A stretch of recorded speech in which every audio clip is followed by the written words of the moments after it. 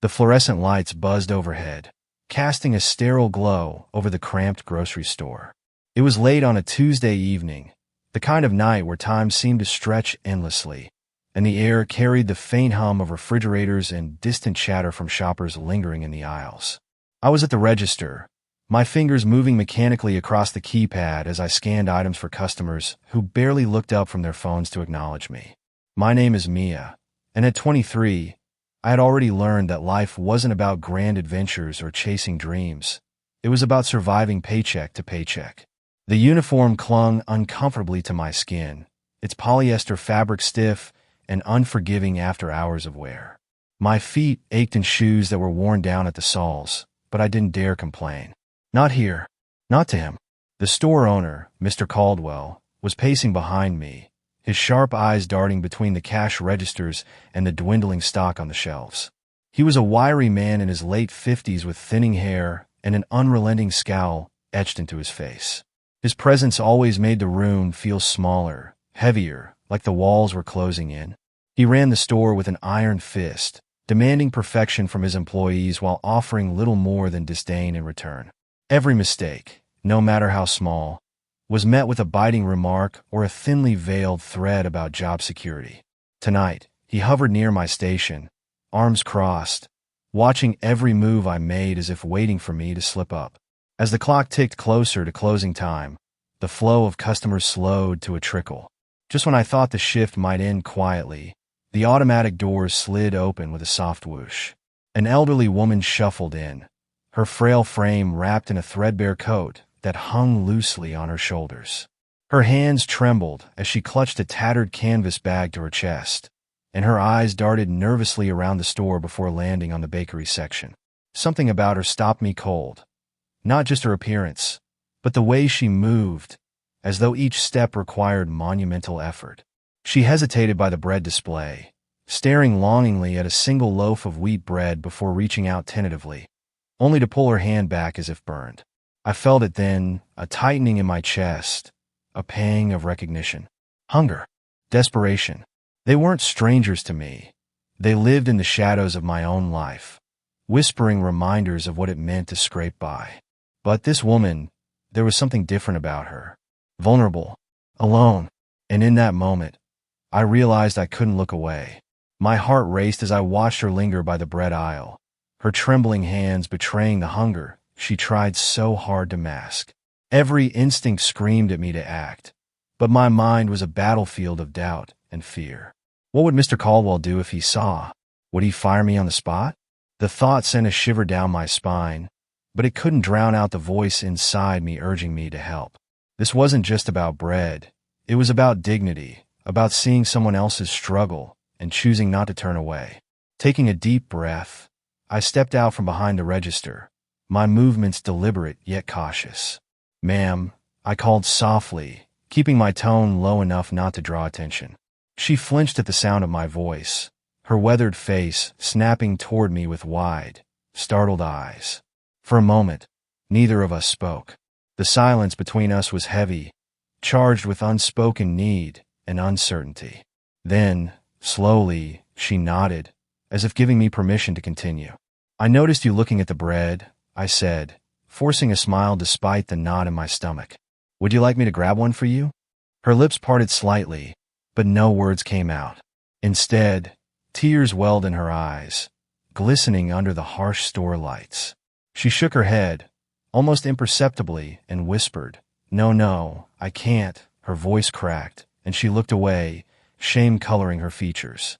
Before I could second-guess myself, I reached for the loaf of bread she'd been eyeing and held it out to her. "Please," I insisted, my voice steady now. "Take it. It's okay." Her gaze flickered to mine, searching for something, validation, perhaps, or reassurance. Finally, she accepted the bread with shaking hands, clutching it to her chest like a lifeline. "Thank you," she murmured, her voice barely audible. "God bless you." But the relief I felt was short-lived. Out of the corner of my eye, I caught movement, Mr. Caldwell striding toward us, his jaw clenched and his eyes blazing with fury. My pulse quickened as he stopped just a few feet away, his piercing stare boring into me. "What do you think you're doing?" he barked, loud enough to make both of us flinch. The old woman took a step back, clutching the bread tighter as if bracing for punishment. I saw she needed it. I stammered, my throat dry. She didn't have any money, and you thought it was your place to give away my merchandise, he interrupted, his voice dripping with venom. This isn't charity, Mia. This is a business. He snatched the loaf from the woman's hands, ignoring her quiet gasp of protest. You don't get to decide who eats and who starves. That's theft, plain and simple. It wasn't theft, I shot back, surprising even myself with the defiance in my tone. It was kindness. You wouldn't understand. His face turned crimson, veins bulging in his neck. Kindness doesn't pay the bills, he spat. And neither will you. Not anymore. Consider yourself fired, effective immediately. The words hit me like a punch to the gut, leaving me breathless.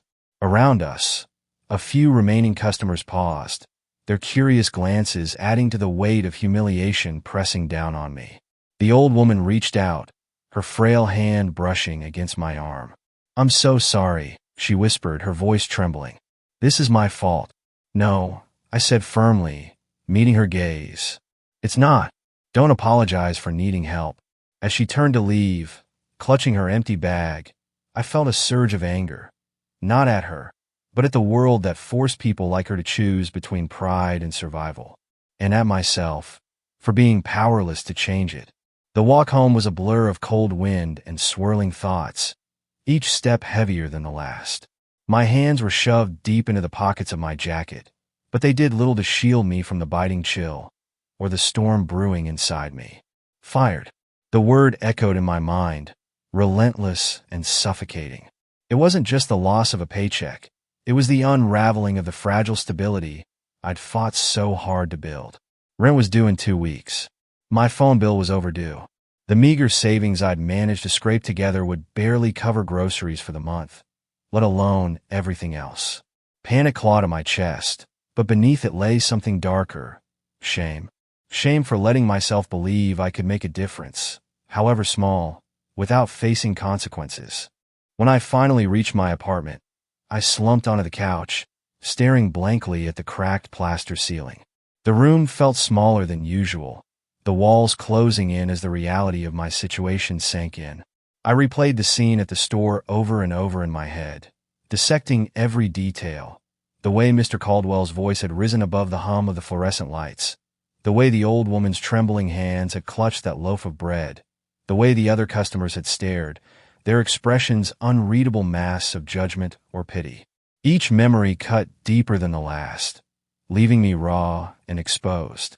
A knock at the door startled me out of my spiraling thoughts. My heart leapt, half expecting it to be Mr. Caldwell, come to deliver some final blow. Instead, it was Mrs. Patel, my elderly neighbor from down the hall.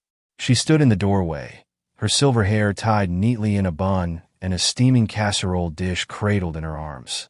I heard what happened, she said softly, her voice tinged with concern. Thought you might need this. Tears pricked my eyes as I accepted the dish, gratitude warring with embarrassment. Thank you, I managed, my voice thick. But how did you? Word gets around, she said with a knowing smile. People care, Mia, even if it doesn't always feel like it. Her words lingered long after she left, a small but stubborn ember of hope amidst the wreckage of my day. That night, sleep eluded me. Every time I closed my eyes, I saw the old woman's face, the gratitude in her eyes, the way she'd whispered, God bless you. Was it worth it? I wondered, had my act of kindness truly made a difference, or had it only served to highlight my own powerlessness? The questions gnawed at me, relentless and unanswered, until exhaustion finally pulled me under. The night stretched on, heavy with the weight of my thoughts, until another unexpected knock shattered the stillness.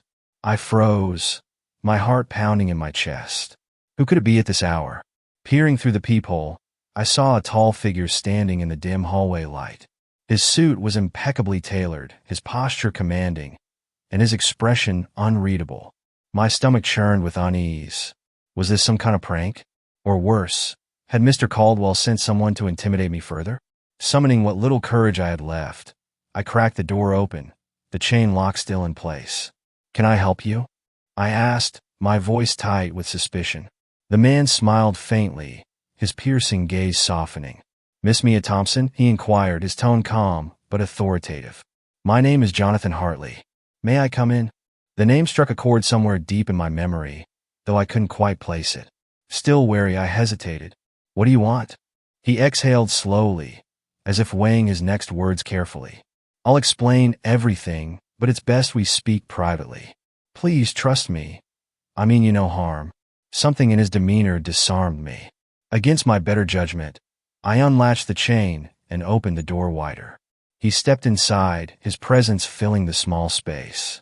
Up close, I noticed the fine lines around his eyes and the streaks of gray in his dark hair.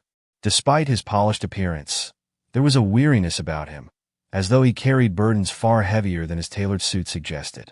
"What is this about?" I demanded, crossing my arms defensively. Hartley glanced around the modest apartment before meeting my gaze.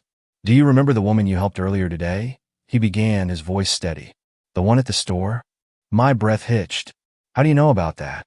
He reached into his jacket pocket and pulled out a photograph. Handing it to me, he said, "Her name is Evelyn Carter. She's my mother." The room seemed to tilt as I stared at the image. It was unmistakably her. The same tired eyes, the same weathered face. "Your mother?" I whispered, disbelief coloring my voice. "Yes," he confirmed, his expression softening further. "She told me what you did for her tonight. How you stood up to your boss, even knowing the risk. I've spent years trying to reconnect with her, but she's always refused my help, insisting she doesn't want to burden anyone. Tonight, for the first time, she reached out to me. Because of you." I sank onto the edge of the couch, overwhelmed by the revelation. "I didn't do anything special," I muttered, shaking my head. "I just couldn't stand by and do nothing." Hartley knelt in front of me, his eyes locking onto mine with an intensity that made my pulse quicken. "You have no idea what you've done," he said, his voice thick with emotion. "For years, I've felt helpless, watching her struggle while she pushed me away. But tonight, because of your kindness, she finally let me in. You gave her hope, and you gave me a chance to make things right." His words hung in the air, heavy with meaning. I wanted to believe him, to accept the sincerity in his voice, but skepticism crept in. "Why are you really here?" I asked, my tone sharper than intended. "What do you want from me?" He straightened, his expression unwavering. "To repay you," he said simply, "in any way you'll allow." The silence that followed his words was deafening, punctuated only by the faint hum of the refrigerator in the background. "Repay me?" The phrase echoed in my mind, surreal and almost incomprehensible. I stared at Jonathan Hartley, searching his face for any trace of insincerity, but all I found was earnest resolve. Still, doubt gnawed at me. People like him didn't just show up at the doors of struggling cashiers with offers of repayment. There had to be a catch. "What exactly does repay me mean?" I asked cautiously, my voice laced with skepticism. "Are you offering me a job? Money? What?" Hartley leaned back slightly, his posture relaxed but his gaze unwavering. "It means whatever you need," he replied. "Financial support, a new opportunity, connections, anything within my power to ensure you're taken care of after what you've done for my mother." I blinked, stunned by the magnitude of his offer. "That's incredibly generous," I admitted, my voice faltering. "But why? You don't even know me." His expression softened, a flicker of vulnerability breaking through his composed exterior. "Because you reminded me of something I'd forgotten, that true kindness exists, even in a world that often feels devoid of it. You risked everything for a stranger, and in doing so, you changed my life. I owe you more than words can convey." The sincerity in his voice was undeniable, but my instincts screamed caution. "This feels too good to be true," I said, shaking my head. "There has to be strings attached." "What's the catch?" Hartley sighed, leaning forward slightly. "No catch," he assured me. "Just an opportunity. But I understand your hesitation. Let me prove it to you." He reached into his jacket again, this time pulling out a sleek black card embossed with gold lettering. "This is a line of credit, pre-approved and fully funded. Use it however you see fit. Rent, bills, groceries, anything. No obligations, no expectations." If you ever feel uncomfortable, you can return it. But please let me help you. I stared at the card, my mind racing. It was tempting, too tempting. Yet the voice of reason whispered warnings in the back of my head. Why would you trust me with this? I pressed, my tone sharpening. You could be setting me up for something bigger. His jaw tightened, but his gaze remained steady. Because I've been where you are, he admitted, his voice quieter now.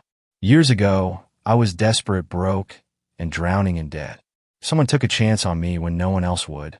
Now, it's my turn to pay it forward. Trust me, Mia, this isn't about manipulation. It's about gratitude. The honesty in his words struck a chord deep within me, but I couldn't shake the nagging sense of unease. Even if I accept this, I said slowly, how do I know you won't come back later and demand something in return? Hartley stood, his movements deliberate and measured. You have my word, he said firmly. And if that's not enough, I'll put it in writing. Contracts, legal agreements, whatever makes you feel secure. But please, don't let fear keep you from accepting help when it's freely given. His conviction was palpable, and for the first time, I allowed myself to consider the possibility that he might be genuine. Still, I hesitated, torn between desperation and distrust. Give me time to think about it, I said finally, my voice steady despite the turmoil inside me. He nodded, slipping the card into my trembling hand. Take all the time you need, he replied. But remember this, sometimes the hardest thing to accept is kindness. Don't let pride stand in the way of a better future. With that, he turned and walked out, leaving me alone with the weight of his offer, and the haunting question of whether I dared to trust it. The days that followed were a whirlwind of conflicting emotions. I couldn't stop thinking about Jonathan Hartley's offer, the sleek black card burning a hole in my wallet.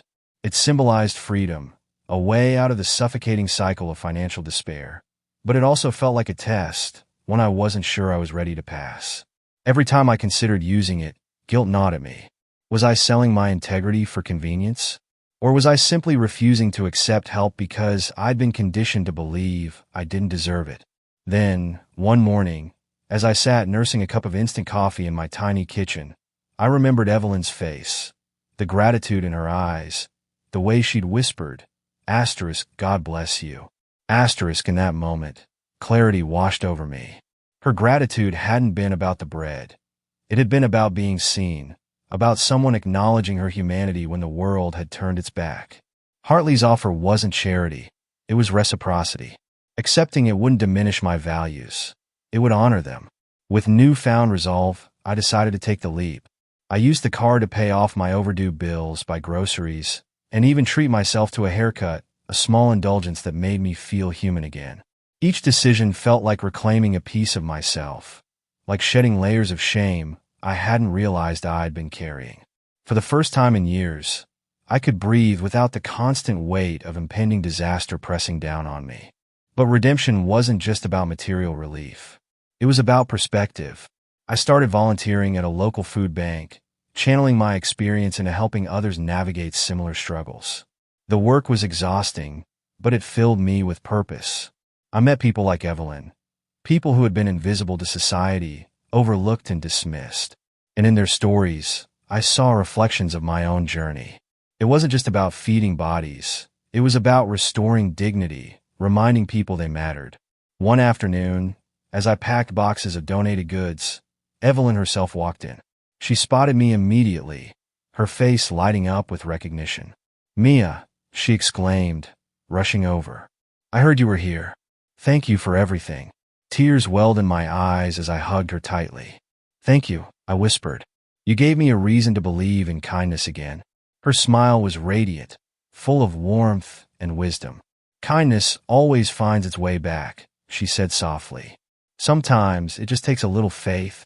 That evening, I received a call from Hartley. His tone was warm, almost paternal. "How are you settling in?" he asked. "I'm doing better than I ever thought possible," I admitted, my voice thick with emotion. "Thank you for trusting me, for seeing me." He chuckled softly. "No, Mia. Thank you. You've reminded me what it means to live with purpose. Keep shining your light. It's brighter than you realize." As I hung up, I realized something profound. Redemption wasn't a destination. It was a process. By embracing the kindness extended to me, I had begun to heal, not just financially, but emotionally and spiritually. And in doing so, I had become part of a chain reaction, paying forward the grace I'd been shown. Sometimes, the smallest acts of compassion ripple outward, transforming lives in ways we can't imagine, including our own.